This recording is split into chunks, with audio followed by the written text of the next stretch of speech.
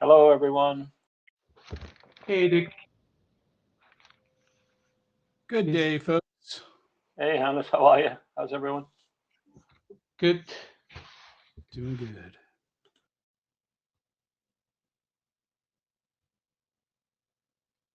I will give folks a few more minutes to join, and then we get started.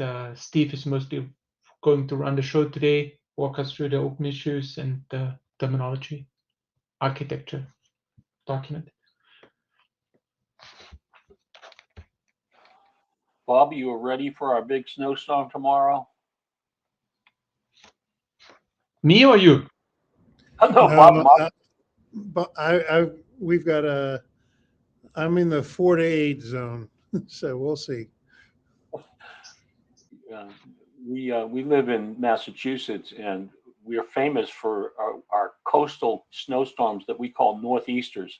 And one is scheduled to arrive this evening, and it'll be the first plowable snow in our area that we get. So Sounds exciting. Yeah, everyone buys milk and bread at the store. You can't get any milk and bread when this happens. I thought that you guys went and go to the store and buy skis. I just hurt myself. But skiing. I already have the skis.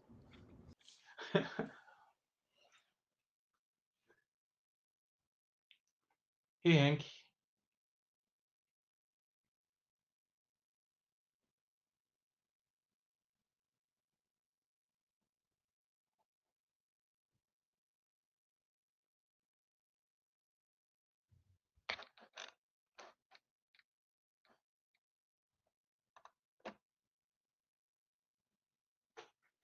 I'm going to take the meeting minutes again. Yeah, just let me know when you want to start. Yeah. I think you can, if you want to do screen sharing, I can approve. I think we should be ready to go. It's 2 minutes past the hour.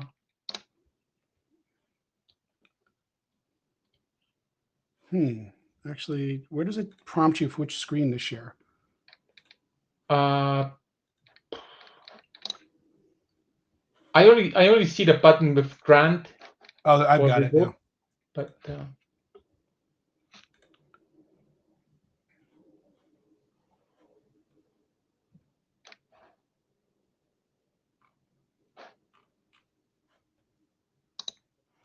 Okay, so the thing we had on the agenda today was to get through some of the where we are with the architecture doc, and I'll just start with last week.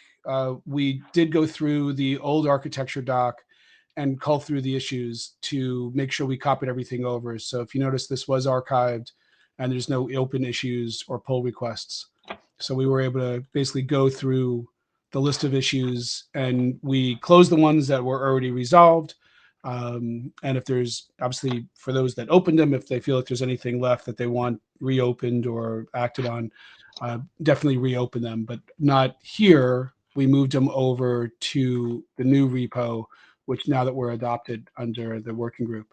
So here we copied them all over, and you notice that, in fact, one of them was culled through the previous issues.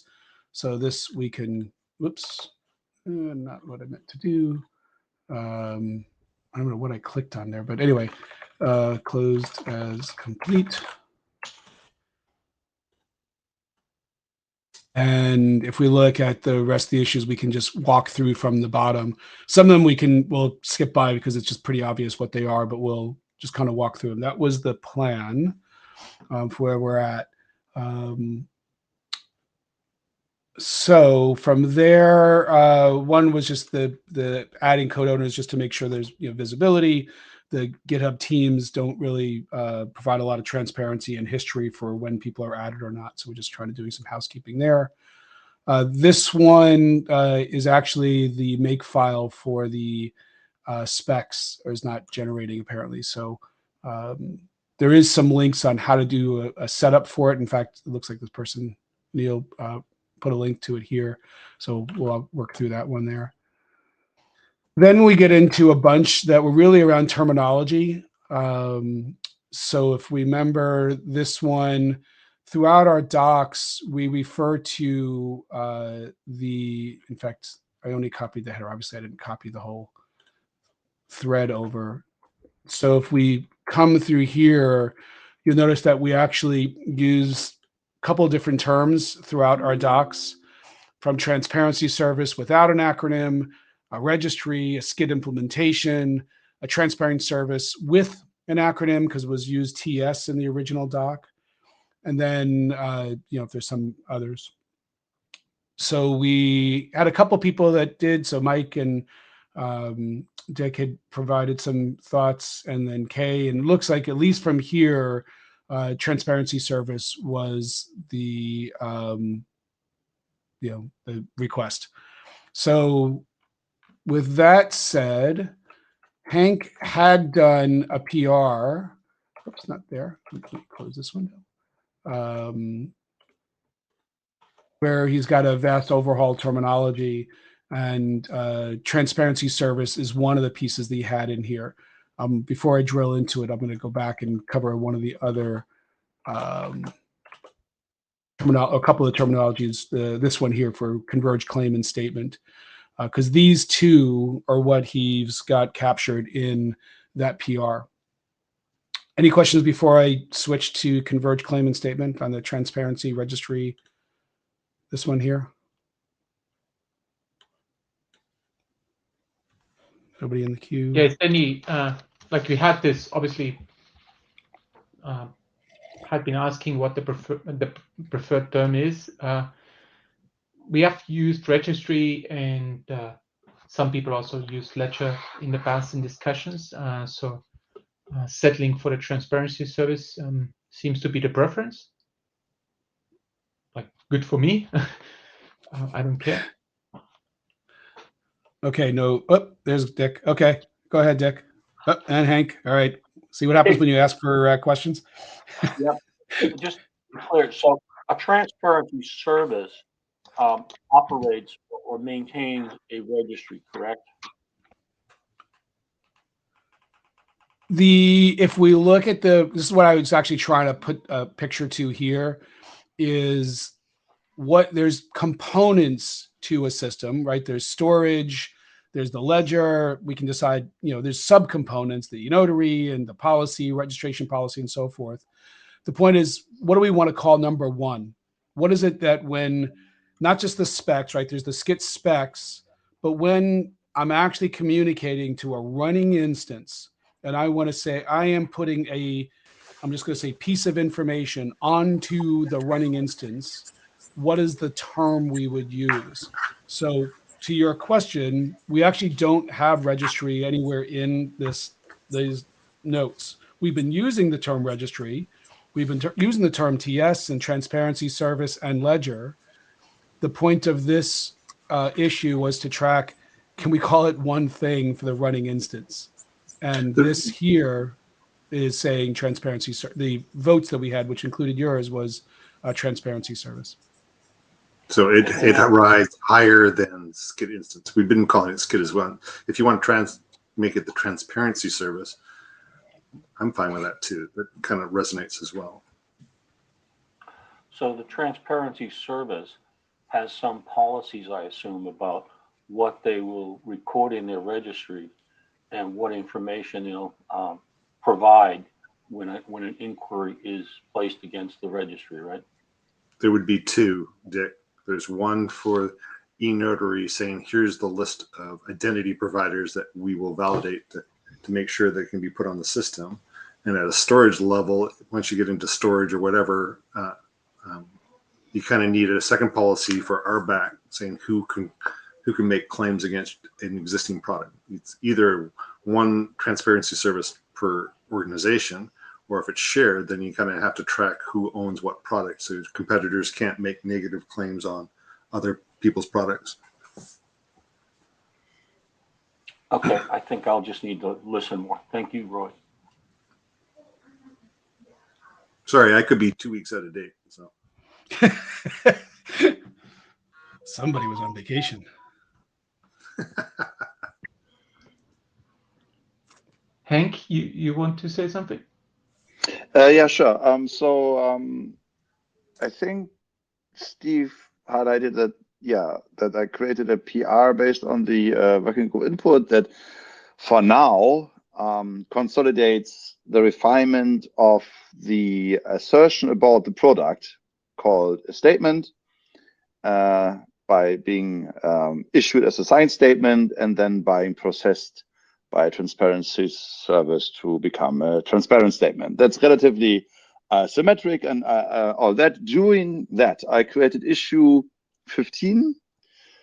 And what Steve highlighted, issue 15 includes, it's a humongous issue, includes that there's inconsistency between the use of registry, log, ledger, and transparency service currently in the text. And to Dick's question, my current understanding is that a transparency service is at least composed of 2 building blocks, probably 3. One of them is the append-only log. That is the retention of the information that guarantees it's append-only. The second one is the generation of the corresponding receipt that it has been this action has been conducted. And my very strong assumption is because we have registration policies, which I think the use of the term registry also accidentally comes in here, is that there is a gateway function here that limits the use of the transparency service to based on issuer and maybe other policies. So my personal understanding is that the transparency service, again, has 3 functions. One of them is a notary, maintaining the append-only ledger. One of them is the receipt generator, probably could also be called a notary, and that is yet a little bit jumbled. So what I did is focusing on the message part, and now we should fix the role part. So these are all roles that can be combined, and you have certain duties, and I think that's the point. Yeah. Thank you, Hank. So it sounds like what you're suggesting is that a transparency service and the owner or operator of that service has some type of policies which dictate what they record in their registry, and that basically constrains what a notary can place into the registry as far as statements. Correct? My assumption is that you can to some extent the duty of the whole transparency service is not to detect lies. So you could fool easily a transparency service by saying, hey, this is application text, and put a cat video there. So I'm not sure that's the verification process that every transparency service has to judge. Even if the I want to say media type or CTOI is correct, inside of that statement there could be lies or flaws or just human errors. And so to some extent, yes. And to some other extent, it's on a formal level constraint. Yeah, it's not constrained on actual verifying the truthfulness of the actual statement. So I guess the only thing that concerns me about what you just said there is that it sounds like the registry could actually contain some false statements. Did I get that correct? Well, no. So remember that the whole point of the notary is to notarize that the identity, the signature is correct. The legal document, in the case of a notary, the notary doesn't read the contract, doesn't know whether it's complete BS or not. If the assumption is that later on looking at the content proves to be, unsustainable, that's not the notary's job to say, hey, it was an incorrect contract. Okay. Did that make sense, Dick? Well, I understand it. I question, the actual benefits that come with that to the consumer side, but I'll just have to keep listening. Thanks. No, I think, we kind of limited the role, saying the notary's job is to make sure the identity is validated and keep track of what we use to prove the identity at the time you submitted the documents. The value of the document or the accuracy of the document is not the job of the e-notary. It's part of the vertical in which the notary is being used. In the case of software supply chain, it could be an SBOM, it could be something else. If the SBOM turns out to have missed some data, that's not the e-notary's job to validate it, right? It doesn't go off and tear apart the containers and validates the SBOM is an accurate representation. Yeah, so I agree with what you're saying, Roy, that the role of the notary is to just verify the signature of this over the statement. I see that perfectly. My real question is can a transparency service that operates a registry specify the statements that they will allow or disallow? Well, let's Yes. just keep it to allow in their Correct. registry. So they say, we only accept SBOMs. Right. So that's why I said there were two different policies, one for the notary, for the identity, and the second one for the RBAC of the product. And that's where you would tie in a vertical saying, hey, the only thing you're allowed to submit here is X, Y, and Z. And it could be that depending on role, the content may vary. If you are a commercial anti-malware scanner, maybe that's configured to allow you to scribble on claims on anybody else's products. That's still TBD. We haven't even got to that level of detail, right? At a true level, you would argue, hey, here's the limited set of content types you're allowed to submit to the transparency service. And then on top of that, you could say, hey, who else is allowed, or what other factories are allowed to write onto your product? And So those are longer things that are outside the SCITT working group.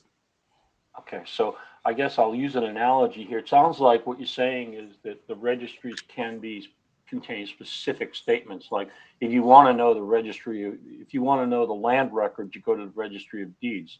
And if you want to know the Carfax, you go to the registry that has the Carfax information about, car, vehicle, damage and such. So you got to go to the right registry, the right transparency service, right? It's the same thing in governments, right? You go to the land registry for one thing. You don't go to the Department of Licensing to look up land registry information, right? I'm good then. Yeah, I'm good. I think I get it. And I like, this is going in a direction that I can easily support. Thanks. Right. So like I said, remember, there's a difference between here's a product built with this technology versus what's in the working group's purview at the current point, right? We're talking about the e-notary, the ledger, and I wanted to correct two things you said. The ledgers and the e-notary's portion is also to capture the data that allowed it to validate the identity, like the driver's license, the snapshot of a person's passport and so forth. And the third thing it allows is the auditing of that data. And those are the three things that e-notary is doing for us. Okay. Thank you, Roy. I think I get it.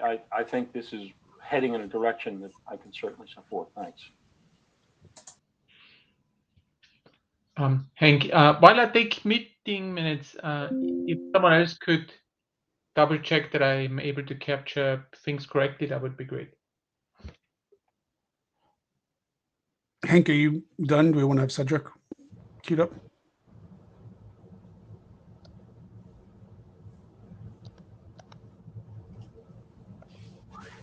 Okay, I'll just go ahead and let Hank please interrupt if you prefer. Yeah, I thought this was really about the terminology, and so I would like to separate two aspects. One of them is defining the core concept, and that's something that is more interesting, but also where I'm not sure we want to reopen that box here. And then picking a word to refer to each of those concepts, and that's an easier, more superficial problem. Essentially, it's injective renamings. And I think we are discussing this superficial terminology, and it's very important for clarity. But I think that if we jump to rediscussing the core concept instead of the terminology, is going to we are going into loops, and I'd rather not do that. So partly because we had lots and lots of discussions about that already. So I think the enclosing TBD in the picture is something that we have consistently been referring to as the transparency service. And we can globally rename the transparency service to something else if there is a good reason for that. But as a concept, it has been very stable.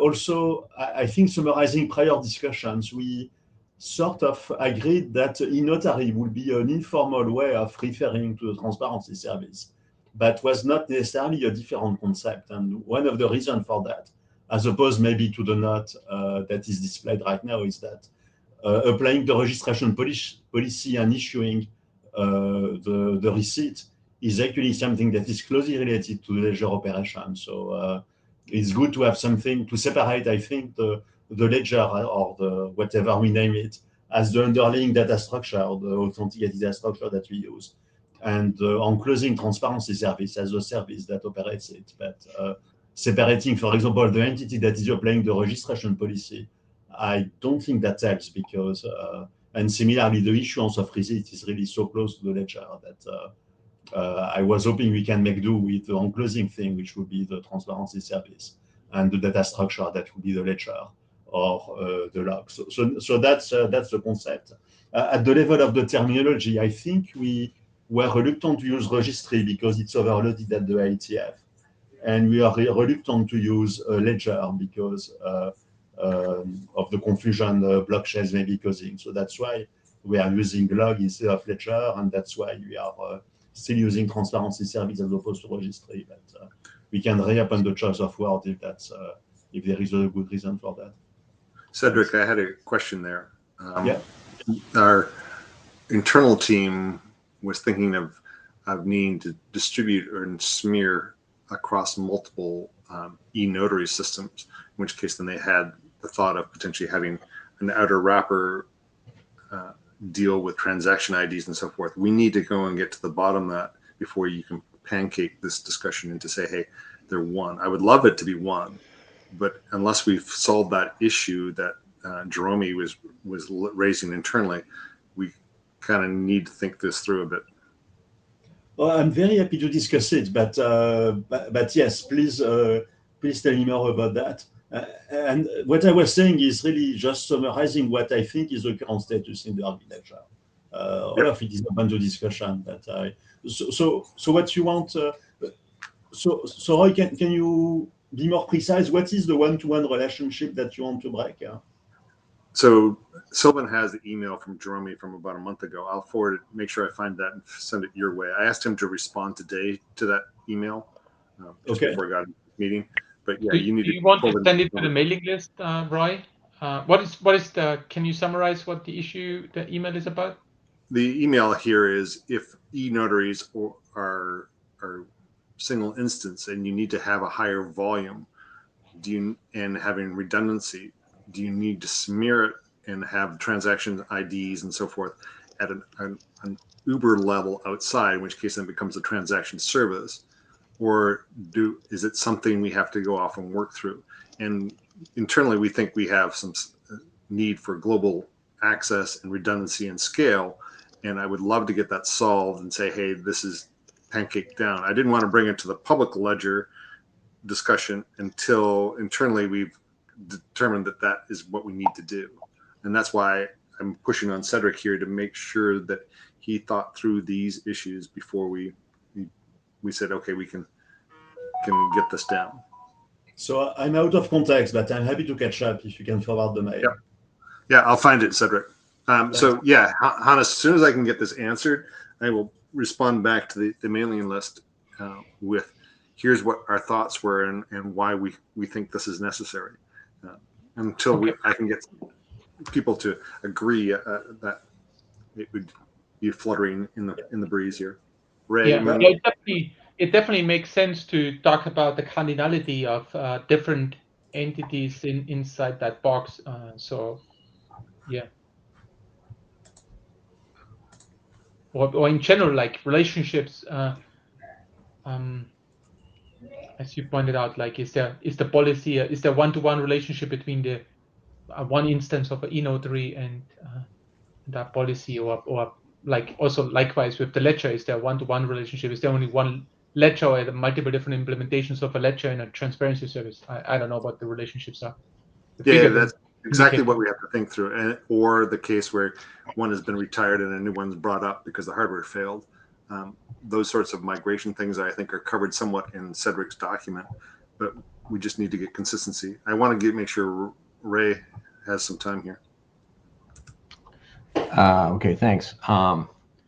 Now I'm basically don't agree with most of this picture. I agree with the ledger and the things below it. That is perfect sense. I don't agree with the concept that things flow through an e-notary and that's part of this larger box. I don't agree that thing should be called a transparency service. And in this diagram, we don't have any view of identifying, identity, like determining the identity of both a user of the service and the identity, which would be one level, like, can you just log into the service? Okay, then the second level of identity is like, do you have the right to talk about this certain maybe line of products? Then what goes into the ledger, I believe, should be pretty small and simple in terms of a root hash value and the semantic name for what it is, which is sort of like owned by one of the users, the semantic name. And then also near that would be some storage. And then there'd be another box out here called the transparency service that lets maybe others look at the ledger and the storage area. So the ledger and all this other stuff is not a transparency service. That is just a means to keep track of things.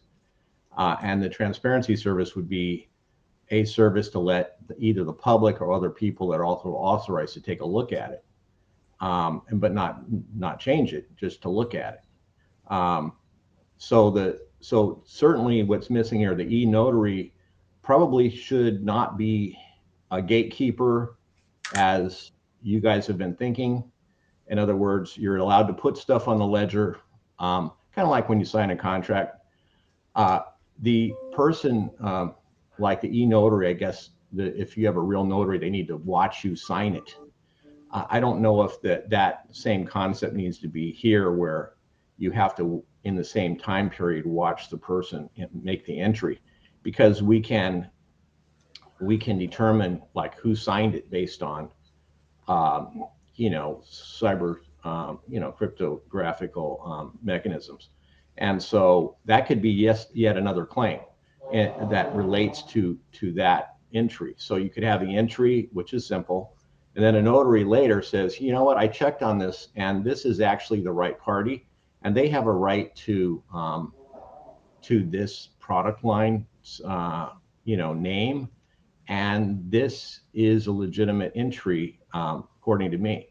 Now, just to make the entry, you'd have to get into, kind of like sign into the service, which would be not necessarily a public thing. It could be, it could be a huge public deal, but then whether or not people can look at it is different than whether they can make entries to it. So the transparency service, I think, needs to be put off to the other side. Anyway, There's a couple of questions there, Ray. Yeah. That I have with that. Right. Ray, you mentioned so many things. I was hard to keep track of all of them, but at least I understood that you don't agree with everything. Can you sort of like try to summarize that in the meeting minutes? That would be fantastic, because I think that's quite important to capture. I do, and so I apologize for not being able to be more fully engaged in this last week. No, that's perfectly fine. I'll tell you what I'll do is I'll make a drawing of a different point of view, and I'll try to put all these things in, because I think we can agree that we need to have the identity service in here shown as a box. We need to have a storage service shown as a box. That's different than the ledger, because the actual ledger itself, I mean, you could think of it as one thing, but it has to have an associated storage, or maybe not. Maybe it could just, the storage could be somewhere else as long as it gets into the ledger. That could be another policy. But the concept of, okay, we've got a different picture here. I'll tell you what. Ray, can I interject just to help a little bit? And then you can tell me you still don't agree, but let me just try to help a little bit. In this drawing, I was just trying to figure out how to simplify this to the point to be focused on the particular topic. So yes, there absolutely is an RBAC up front that and nobody can just write to every transparency service. That's a configuration. If somebody wants to make it anonymous, that's their choice. But the assumption is there's usually rights on RBAC, role-based access control, for who can write and possibly even read a specific transparency service instance. That's up in front of this, and it is captured in the SCITT.io site where I discussed it a little bit more. And I obviously have larger space. So if you notice here, there's in step 4, where is it? Step 4, when you're actually writing to it, RBAC comes in. And to your other point is, while the ledger, in fact, if you notice here, this drawing expands out the different options for the actual persistence. We want to make sure that different cloud operators, different on-prem, different technologies could be used for the actual transparency service storage. But here we talk about you can store the actual, this docs I refer to it as evidence, but the SBOMs, the VEX reports, all of that stuff could be in various different data stores. So I think we absolutely are thinking we're in sync with what your partial thoughts are on, partially on what you were referring to. Is just a matter of how do you put all of that in an image that's digestible and be focused on the instance in this case. No, I don't mean to be too critical of the drawing, but Steve, can you post a link into the chat window so we have it in the meeting minutes and everyone can actually read through it then afterwards? That would be fantastic. Sorry for the interrupt, right? Let me just say that a lot of the discussions I hear have to do with whether what goes into the registry is kind of like a final determination of this is trustable versus a lower level of things that go in and that are determined to be trustable by another mechanism. And it's more like an evidence collector rather than a conclusion collector. And the e-notary, I think, is the problem here because it makes it seem like there is a lot of inspection on what goes into the ledger before it goes in. And well, I don't think that's really going to be the case. I think what's going to happen is we get a bunch of evidence that goes in. It may be a lot of different things. And then there's going to be another, the e-notary would be there, but just doing a very cursory review of basically the identity. And I don't know, maybe we can change the name of that to just the identity service and have another couple blocks out there. But then no, don't use identity here. It's going to get us into all sorts of jail with the rest of the mechanisms for DID and so forth. This is more like a human notary. I would rather keep those distinct just to make sure we don't trip over identity everywhere. It's going to cause us. Okay, but then you need to have. I'm sorry, but you're going to have to have identity thought of here, and even if it's not in the box, it's going to need to be outside the box. So Ray, I think that's what we are talking about here, because the way you described it is the way we, the drawing is meant to represent. I think so, but I think so, but go ahead. Well, I was just going to say, because I appreciate everything you've been saying. The piece, and that's why I'm wondering, is the picture is not capturing it where we tried to capture it more elaborately in the SCITT.io, where we took more time to, and navigatable pages to drill into it. But the e-notary does just what you were saying. That's why I'm kind of curious how it was interpreted differently. Is all the e-notary is doing is verifying that the identity is accurate, just like you would go to a physical notary. And to exactly your point, you don't need a sign in front of the e-notary in this case, because a digital signature can be verified where an ink-based signature can't. So they're looking at me physically sign it to see that I am the writing instrument for that signature, whereas a digital notary can say, I'll submit it with my signature, and the e-notary portion can go out and verify, was that signature valid? Was it revoked? Is it a recognizable one? Purely from a policy perspective, then that specific instance of the transparency service, testing the terminology we've been discussing here, can make a decision whether they'll accept the different types of identities or the specific identity. I might use, an X509 certificate, and it comes from a certain CA, and that policy might decide, don't trust that one. Whereas another instance can decide they do trust. The e-notary doesn't ever look at the content, but to Dick's point, it could say, I only trust certain signatures for certain content types. But that's all up to whoever's running that particular instance to decide on the policy. That's so. What I heard you describing is what we did here. So I don't know if what me verbalizing it back helps, but I'd love to understand what doesn't match. I think what Ray is saying, like what he was expecting, is to literally have the drawing of sort of like that transparency service to include somewhere the identity sort of more prominent.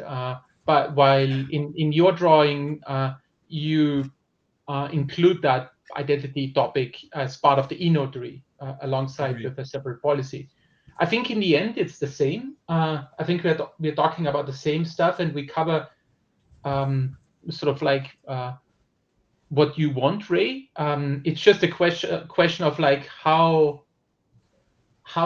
what's the best way to communicate the importance of this specific topic, in this case, identity information, authentication of the issuer.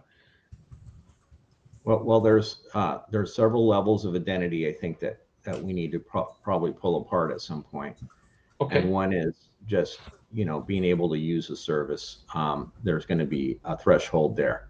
And then what can you say? Like, different identities will have different rights to say certain things into the ledger. Now, does the question is that then, and this is, I think, the crux of the issue with what Dick usually brings up, is how hard is it to put stuff into the ledger? Does it have to meet a very high threshold, or not that high of a threshold? You just have to, and then later it's checked.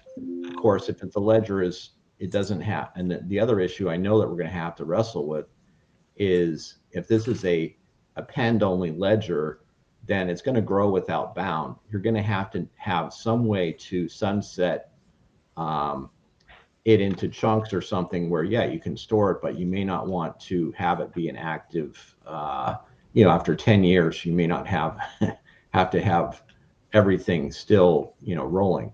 So it is, and then the concept of transparency, I think we need to think of as a separate thing and not an encapsulating thing. So it would be have the ability, I would think, to somehow look at what's in the ledger and inspect the ledger and the data to sort of pore over it and make sure that everything is consistent, or just to access things. So there could be another side of this, which is, this is sort of the submission to the ledger. And then there's another side, which is okay, well, I want to use the stuff that's been submitted, and I'm not going to ever submit anything. I'm just going to get it. And I know that this is now I want to buy this piece of software. I want to go to the ledger and see if and there's the transparency service then would be more like what Dick is envisioning, where it actually goes in and is a buffer between the user and this registry part, and actually is able to pull together all the claims for that and then make a determination. And that could be a separate service that is not a writing to the ledger service at all. All it does is inspect things and come up with some sort of a notion that they can provide to the user. That would be the transparency service, that all you're doing is providing transparency, not activity.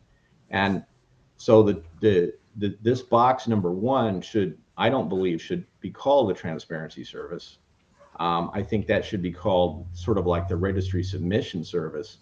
And then the transparency service all it would do is look into it. Okay, that's enough for me talking. I'll tell you what I'll do. I'll try to draw a different figure that I think is going to represent these things together, and maybe have a go at that. Thanks. Thanks. So- Steve. So Ray, just a question. Could you also elucidate why you don't like notary? Because the similarities between this and what a human is doing resonates with me. Going in the terminology you're bringing up means we Yeah. have conflicts with everybody, every other working group within the damn IETF and beyond. No, I don't mind using that. It's just that that what you show here is a big blue arrow shining into the ledger as if everything goes through an e-notary into the ledger, when in fact the way it could be designed is that things go into the ledger based on a very low threshold of I'm a user and I'm authorized to submit stuff to the ledger. Now, the e-notary would then later come in and say, I'm submitting a different claim into the ledger, and it's not tied to that one, even though it may have a semantic linkage to it, or a number or something that says I'm talking about that other entry, and I've checked it over and verified that Okay. it has, because otherwise you're going to have maybe different thresholds of e-notary, and also you don't want to make that a bottleneck for things to get in. If it's not if they want to run this and say, hey, it's like SigStore, we just take a user's email and he's a member of GitHub, that's enough for us, then that goes into the ledger, that's fine. Then later we can have another claim about it that says, okay, this user is actually on the authorized list, and it may take more time to figure out. So that's why I fundamentally don't think that the e-notary is part of the flow from getting stuff in there. It should be another thing that runs at, could be at very different levels of thresholds of how much you want to inspect stuff. And then that goes back, there would be a first level. I don't want to take the floor here for too long. I see there's other hands up. I'll make a drawing, I'll spend some time on it, and then I'll give you a different point of view. Okay. So just to consider for what you were discussing, so the registration policy is up to the instance. If somebody wants to make it open, they certainly can. The thought was that the e-notary is the gatekeeper. The registration policy is a gatekeeper, but maybe that's a better way to say it. And it's just one of the gatekeeping policies is for the instance to decide which identities they want to allow. A government agency may not allow certain identities to write to it regardless of what. Somebody else might say, hey, anybody can write, doesn't matter. The whole idea, though, all we're saying here is, as part of the registration process, is an instance has the option to decide if they want to limit who writes based on, is the identity valid? And it's different than the identity of who is writing. So for instance, if I, Steve, want to write, my identity is being used as the RBAC to write to the transparency service, what I'm writing is actually might be an Ubuntu image signed by Canonical. So my point is that, so at that point, the e-notary is validating the Canonical signature, not mine, because mine, I've just got RBAC rights. And then the e-notary, if the policy is set that way, can say, oh, yeah, that Canonical signature, that's perfectly fine. Go on and approve. And if somebody else wants to leave it completely open, they can. Okay, well, yeah, I understand that, and I basically agree, but I'm just saying that the putting too much in that e-notary up front is going to be a problem in two ways. Number one, it's going to lead people astray. Like Dick is going to think, oh, well, the e-notary actually determines if it's trustworthy and before it gets into the ledger. And that's not happening according to what I understand. And so the e-notary should be like a smaller little box, if you will. And then not everything, just checking what is going in versus being, but yeah, there's a gatekeeping, there's some sort of at least minimal gatekeeping there, because you have to be a authorized user of the system to be able to submit something to it. You just can't have any hacker, submitting stuff into it, or it's a mess. So there's that. But then there could be another level, as that's all I'm saying. And So both from a bottleneck problem and also a conceptual problem where people think that now everything that goes in there is fully trusted and absolutely true, and that's not going to be the case. Okay, thanks. So this is kind of loosely related. I think this is very much related to some of the stuff that I was saying on the OpenSSF metrics use case, because that's really more around, hey, do we trust that software? And what I was trying to say there is basically you can take the policy portion, kind of the number one item of, is there a gatekeeper, right? And what does the gatekeeper care about? And you could basically just run you run another instance of SCITT, right? And so you say, when I want to check something and I want to know, this fast path use case that it sounds like multiple people are interested in, this sort of fast path, like, can I trust something? Then you would basically just have a separate instance, right? That's the policy is restricted to whatever your fast path is, right? And so then, it's all policy layered, right? At that point, do other people have the same feeling that it's mostly policy there? So It is, and just for a point of order, because I think Guys, Cedric had brought up a guys, good point. We got off Ray, on. Roy, so I hope you are next in the queue, but I wanted to point out that we have gone a little bit out of order on the queue, which defeats the queue system. So please sign up to the queue if you want to mention it, so we have a little bit of consistency here, if that's okay. Am I out of order or am I in order here, Hannes? So now you are in order, but previously you jumped the queue a couple of times. Yeah, well, asking questions around the current speaker, I think, is something we have to work through. Yeah. Okay, Yeah. so the issue, John, with what you were proposing gets into some discussions with what the EO and the rest of the government wants to do of how do you deal with CVEs and VEX and additional claims and how fast they replicate through the system. As soon as you stand up other instances as a filtering gate, you incur some delay, and trying to work through those is something we have to discuss through. And conceptually, if you thought of it as a one-shot stop, you created something and it's immutable from there on, and I'm never going to make another claim, that would work.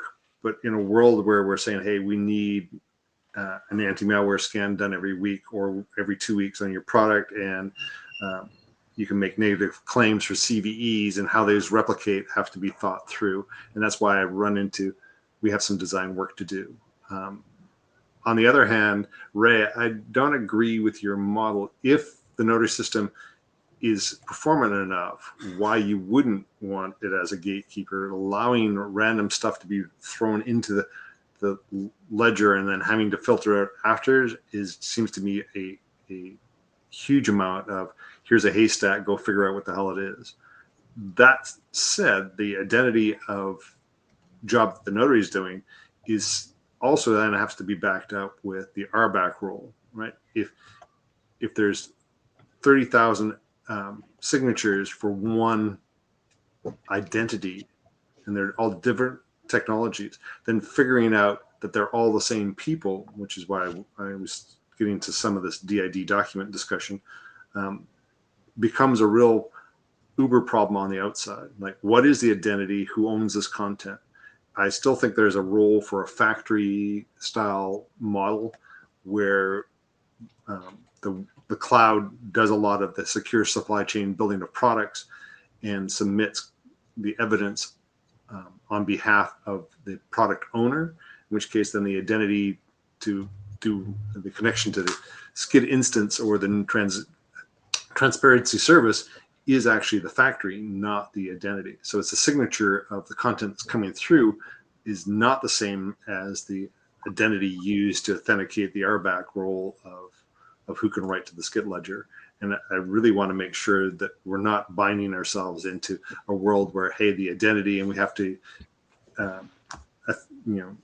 mask and impersonate a different role over from the factory for every write. That would make things just a lot more complicated. I wrote some of this in the chat here, Ray. if you're worried about transaction speed and so forth of the e-notary as the gating factor, then let's call that out. But right now, our belief is that is not a gating issue that should stop us. Your comments about doing transparency requests and so forth, once again, to my thought, is that is going to be a slower path for a restricted set of roles than going against the storage subsystem and saying, hey, I'm looking for claims of this type. If I want to do a deep dive as to whether Ray's signature is Ray, then that goes through the auditing path through the ledger. And if I want to do a deep dive of all the data, it may be specific to Trillion or CCF or so forth. And those are why I've always said that, hey, there may be different auditing costs and roles and charges as to who's allowed to do what. And that's where I was trying to make sure that we didn't kind of throw out the baby with the bathwater here. I don't treat the e-notary as something that has to come along later and sort through the mess of data that's written to a scratch pad of the ledger. Neil, I'll hand it off to you. Guys, I wonder whether we are drifting away a little bit from the original discussion that Steve was supposed to be sort of focusing on, which was architecture, document, the terminology. There was some confusion about what we should use as a term, but I think in the meanwhile we are off into like performance optimizations, all sorts of important but probably less relevant issues at this point in time. So I hope we could get back a little bit to sort of like this earlier stage of the terminology debate. The problem you got here, Hannes, is people are making decisions based on their belief of where the gates are going to be, and therefore performance is already influencing some of the decisions. So I don't know how we can throw that out of the conversation. It's a fair point, and it's a little more simplistic. We're just saying what is number one. When we refer to the thing, is it a registry? Is it a transparency service? Is it a TS, which could be a timestamp? Is it, that's really all we're trying to do on this particular topic. And then the sharding and other conversations are great conversations just outside of the scope here. Unless you think for some reason that changes, we wouldn't use a transparency service, we would call it something else. Yeah, well, let me just jump ahead here if I can. I'm sorry, Neil. Actually, Ray, Neil is waiting so long in the queue already. I already feel bad for him. So let's have Neil talk about his question first. Probably it's already like on a totally different topic. Great, thank you. And I think the queue is helpful. I jumped in before Roy made his comments. As far as I understand things so far, agree with most everything Roy said. I think it is important to make sure that whatever service we provide has the scalability that allows it to help manage worldwide supply chains. So, thinking about how fast, these gating functions are going to be is important. So I just want to support that. I want to support the notion that having a single performant e-notary service that really is only focused on, is this identity meeting these policies to get something on there. I'm not going to say what they're saying is right. I'm just going to say that they have a right to say it in this particular transparency log or whatever the terminology is. And so I wanted to support that and then say that in terms of terminology, I'd love to get back to Steve's stream there and just agree for now to come up with some terms, not get back into a big fight about what the final terms are going to be, but really just get some terms for things that make sense so that we can just talk about the actual flow and the architecture. So thank you all. Okay, thanks. So the reason I think we are talking about this question, so I don't think we diverged from the question, but I don't think this diagram is right. So that's why I think that it's going to be kind of like a mistake to try to be naming things which are not showing what we're working on. So what's shown here is submitting stuff into the ledger. It doesn't show looking at the ledger and seeing if it's there. Now, this relates sort of to different methods of filing. Like one method of filing, you categorize everything according to like the, and you put stuff on shelves according to where they, where they're like a library shelves where you put things together. And that takes a lot of work to put things in the right place up front. But it makes access sort of easier because then everything's in the right place.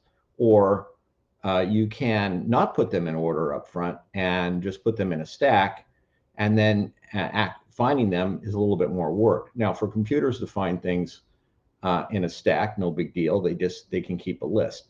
So this is not about the performance of how fast things can run, but rather, do you do all the work up front before things get into the ledger, or do you let things in easier into the ledger and identify who did it, but to not a very high threshold? And then on the other side, which is not pictured here, is the transparency service, which actually looks at the ledger and puts things together and says, maybe makes some kind of a conclusion about it. That is the thing that Dick wants and talks about in every single time and is not shown. So you have stuff going into the ledger but not coming out. And so the transparency service isn't really even shown here, I don't think, because there would need to be an arrow leading out. And then there would need to be something that would look over what's in the ledger. So the issue is that if you say we're going to be really careful about what goes into this ledger, and everything that goes in is already going to be fully checked to be perfectly good, now that in itself would satisfy Dick, and he says, yeah, everything in there is, I can call it now the trust registry.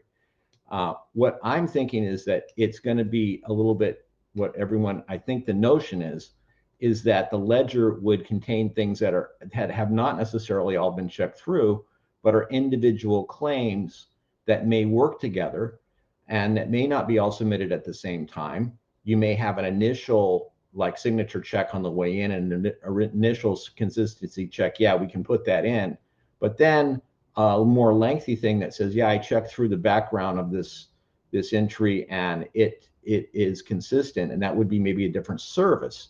And then there would be another service on the other side that would let you look at the ledger and put things together and pull things out at a higher level and say, okay, based on my policy, this is trusted. So we have a policy thing here, and I think there can be a sort of a small policy there, but then there needs to be another policy on the other side as things are pulled out. So fundamentally, I think that yeah, you can model something like this, but I don't think this is going to be enough for us to be, the concept transparency service. You're saying, well, where does that go? That doesn't go around the submission. That goes around the observation of what's in there and submit and letting someone look at it, because that's when you're becoming transparent. Think about what transparency means. So anyway, I see we're getting up to the top of the hour. I will just write that up a little bit more so people can read what I think. Thanks. Okay. Yeah, so I think this diagram is actually only on the issue rather than in the document itself. But I think what would be helpful for moving forward is not only the post to the list by Ray, but also if folks could review the PR. I would send a reminder to the mailing list to have a look at it and to see whether that's moving us forward. I think it's good work. Thanks, Hank, and whoever worked on it. Neil, do you want to say some last words?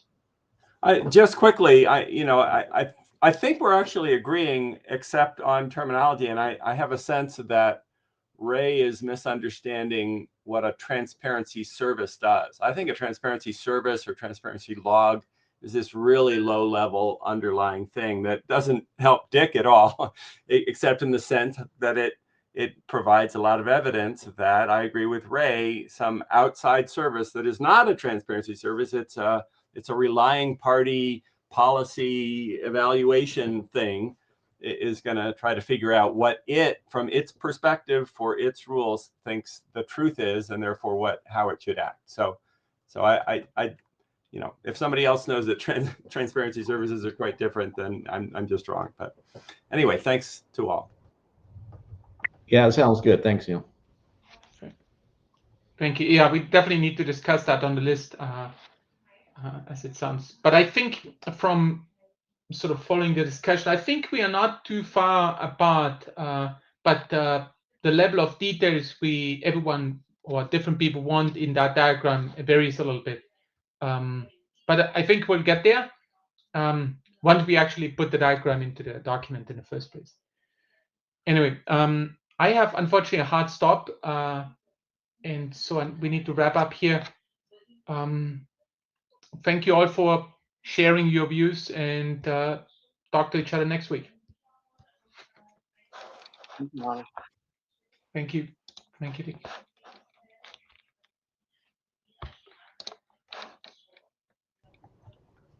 Thanks. Good meeting. Appreciate the time. Thank you. Yeah, cheers everyone. Bye.